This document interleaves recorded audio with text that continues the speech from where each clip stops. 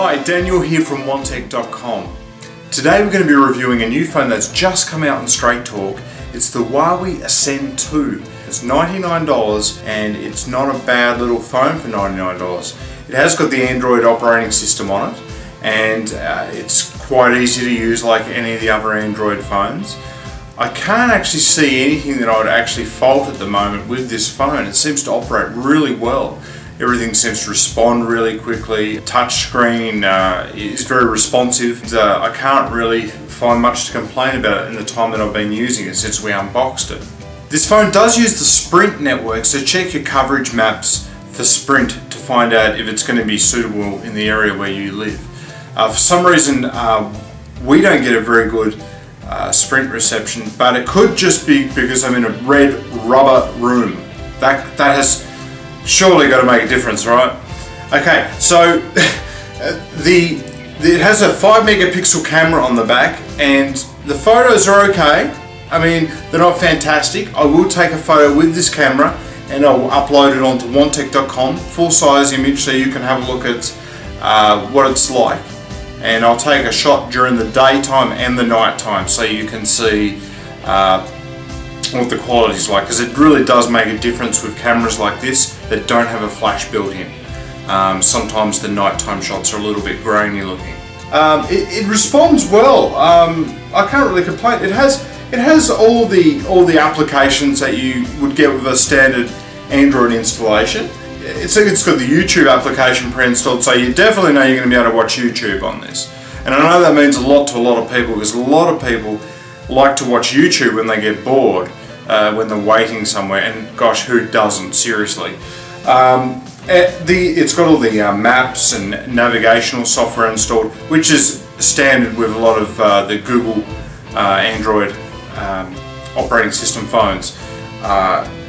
For a little CDMA phone using the Sprint network, this is not bad. This is not a bad phone. There's not a great deal I can say about Android phones because they are all, the interface is all the same, so you don't really want me to explain the interface unless you don't know Android at all. It has got a 600 megahertz processor in it, so that is enough to be able to play games like Angry Birds that sometimes lag on some of the slower Android phones. You have to use this phone on the $45 a month unlimited plan or the $60 a month unlimited plan, which includes international calls to certain locations. But still, the amount of money that you'd be paying for, say, an unlimited data phone on the Sprint network, directly purchased from a Sprint store, is going to be probably quite a bit more. So it's still a very good saving when you're using this. This phone feels good to touch. You know, it is the backing on it, the plastic backing has got a slight rubber coating, so it feels sort of soft to touch. Screen is nice and flexible. If you drop this on the ground, it's probably not going to break like an iPhone. Also installed is a micro SD card, 4 gigabytes, and it's a HC one, so it's they're a little bit faster than the old original micro SD cards. So putting all your songs and stuff on there is going to be an absolute breeze.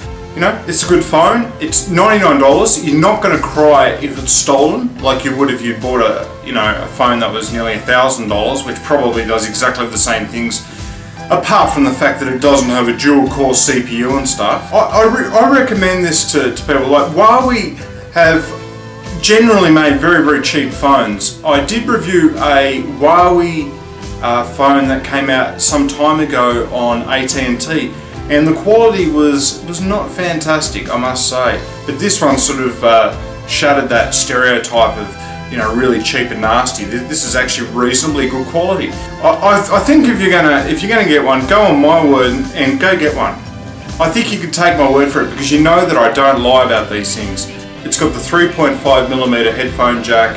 This is probably the best you'll get to actually seeing one working, because the Walmart only has dummy models. So go to OneTech.com if you have any questions about this phone, and I can tell you my experiences with it.